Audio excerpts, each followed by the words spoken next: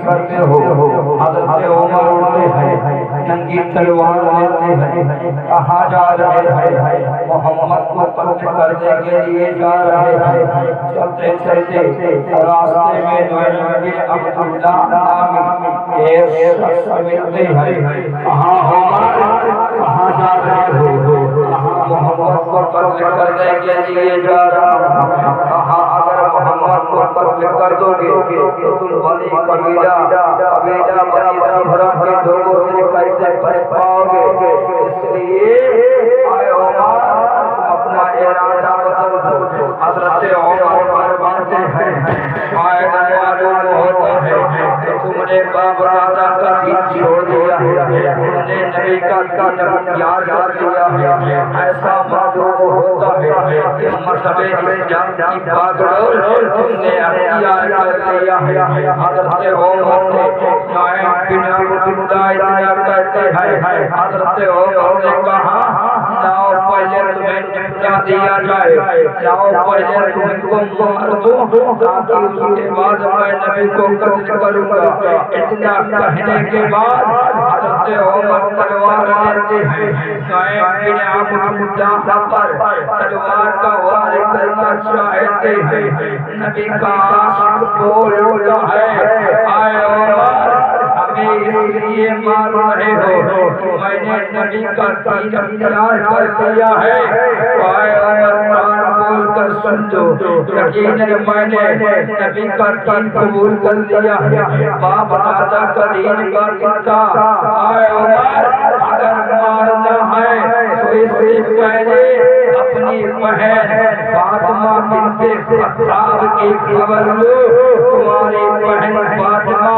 تمہارے بہنوئی سعید بن زید مسلمان ہو چکی ہے اے عمر پہلے ان کی خبر لے لو اتنا سننا تھا حضرت عمر وہیں سے پلٹتے ہیں کہاں آ رہے ہیں بہن فاطمہ کے گھر آ رہے ہیں حضرت فاطمہ بنت خطاب سے حضرت عمر دروازے پر پہنچتے ہیں دروازے پر کنڈی کھٹکھٹاتے ہیں آپ کی آواز سن کر ادھر میاں بیبی قرآن کریم کی تلاوت حضرت باپ کے پاس پڑھ رہے تھے جب آپ کی آواز سنتے ہیں حضرت خطاب گھر کے کونے میں چھپ جاتے ہیں حضرت عمر کی بہن دروازہ کھولتی ہے عمر اندر داخل ہوتے ہیں بہن فاطمہ سے ارشاد فرماتی ہے اے بہن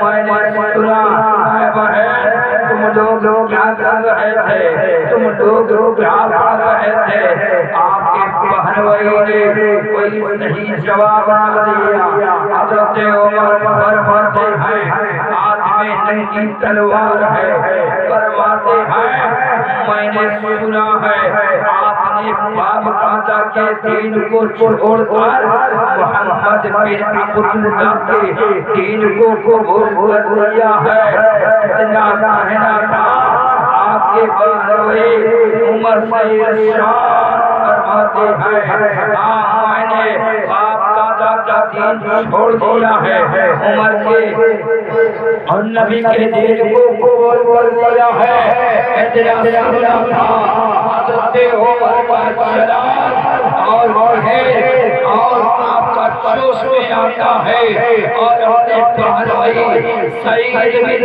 زید رضی اللہ عنہ کی داڑھی مبارک کو پکڑتے ہیں زمین پر پلٹ کر مارنا شروع کرتے ہیں جب بہن نے دیکھا میرا بھائی عمر میرے شوہر کو مار رہا ہے بہن دوڑتی ہے حضرت عمر اتنی زور کا گھوسا بہن فاطمہ کے چہرے پہ مارتی ہے خون سے تربتر ہو کے زمین پر گرتی ہے بھائی عمر سے ارشاد فرماتی ہے اے بھائی عمر آج بھول بھول سن لو جس کا خون تمہاری رگوں میں دوڑ رہا ہے اسی کا خون تمہاری بہن فاطمہ بنت خطاب کی رگوں میں دوڑ رہا ہے اے عمر اگر تمہارے اندر جلال ہے دین چھوڑ دے تو کان کھول سن لو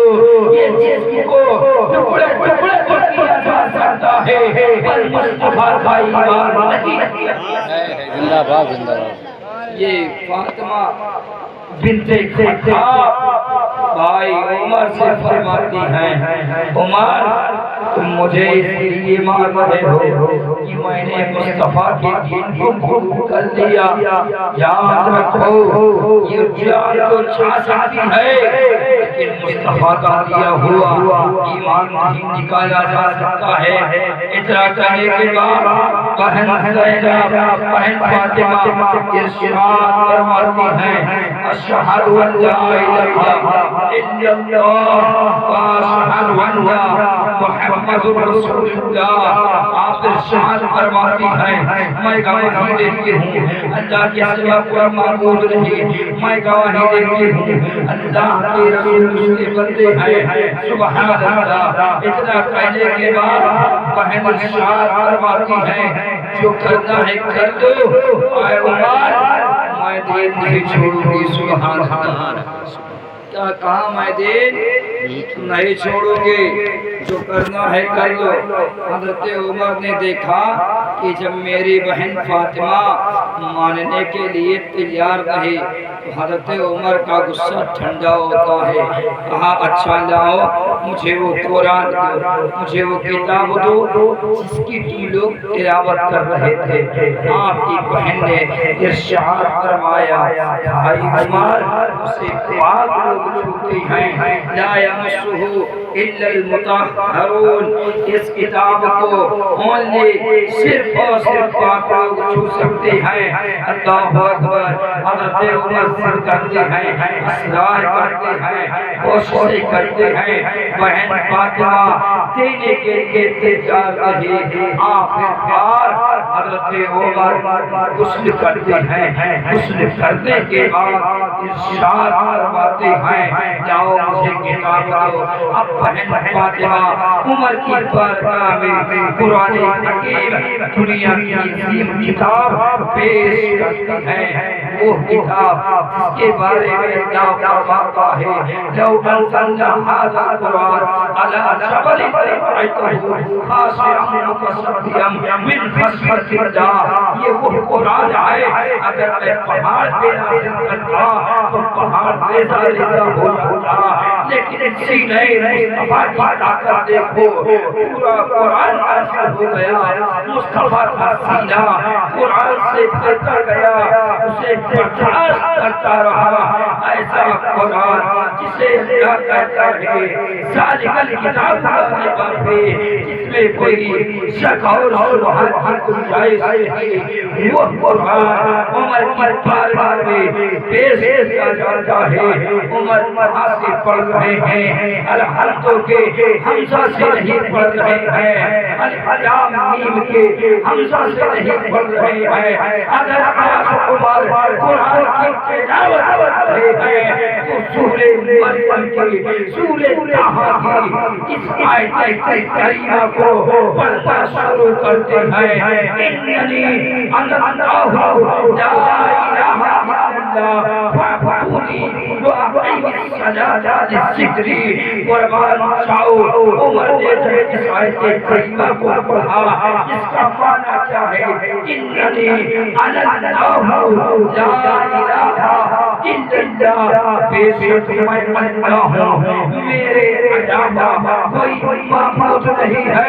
عمر تلاوت کر رہے ہیں، آیت کی تفسیر سمجھ رہے ہیں۔ آگے کیا فرماتا ہے وَأَقِیمِ الصَّلَاةَ لِذِکْرِی، میری یاد کے لیے نماز قائم کرو، میری یاد کے لیے نماز ادا کرو۔ آگے کیا فرماتا ہے کہ جب تم میری یاد کے لیے نماز قائم کرو گے، عمر فرماتے ہیں اے بہن فاطمہ مجھے نبی کی بارگاہ میں لے چلو، سبحان اللہ۔ کیا فرماتے ہیں؟ پانی پلاؤ سبدہ۔ عمر فرماتے ہیں مجھے نبی کی بارگاہ میں لے چلو۔ کہاں لے چلو؟ اب یہ مجھے بتاؤ عمر نبی کو جب قتل کرنے آ رہے تھے تو کیا لے کر آ رہے تھے؟ تلوار. تلوار. اور اب عمر کہہ رہے ہیں ابھی نبی کو دیکھا نہیں، ابھی تو صرف قرآن پڑھا ہے. کیا پڑھا؟ قرآن پڑھا. آج بھی تاریخ شاہد ہے کہ جس نے قرآن کو قرآن سمجھ کے پڑھا اس نے مذہب اسلام کو قبول کر لیا. سبحان اللہ. سوشل میڈیا چلاتے ہو، موبائل چلاتے ہو، نہیں چلاتے ہو؟ ابھی ایک نوجوان کا معاملہ چل رہا ہے، اس نے اسلام قبول کیا، لوگوں نے مارا، ستایا، شاسن پرشاسن زور ڈالا، تم نے دین کو کیوں چھوڑا؟ اس نے ایک جملہ پوری دنیا کے سامنے کہہ دیا، میں نے مذہب اسلام کو سمجھا اور اسلام کو قبول کر لیا. سبحان اللہ. یہ کوئی نئی بات نہیں ہے، مکے میں بھی لوگ اسلام قبول کرتے رہے اور قیامت تک جس نے نبی کو سمجھا وہ اسلام قبول کرتا. اب عمر فرماتے ہیں کہ مجھے نبی کی بارگاہ میں لے چلو. جب کی بہن نے کہا، جب آپ نے اتنا کہا مجھے نبی کی بارگاہ میں لے چلو، تو جب آپ کی آواز سن کے جو چھپ گئے تھے حضرت خباب وہ باہر نکلے، دیکھا کہ عمر کا موڑ بدل چکا ہے، ایمان لانے کا موڑ بن چکا ہے. باہر نکلے، کہا عمر خوشخبری ہو، کل کی رات یعنی جمعرات کی رات اللہ کے نبی نے آپ کے حق میں دعا کی تھی، اللہ آپ کو اسلام کی دولت سے مالا مال کر دیا. آپ کے حق میں نبی کی دعا قبول ہو گئی. قبول کیوں نہ ہو؟ سمندر کا دھارا تو رک سکتا ہے، سورج چلتا ہوا رک سکتا ہے، لیکن نبی کا فرمان نہیں ٹل سکتا ہے. نبی نے دعا کی، عمر کے حق میں دعا قبول ہو گئی. اب حضرت خباب فرماتے ہیں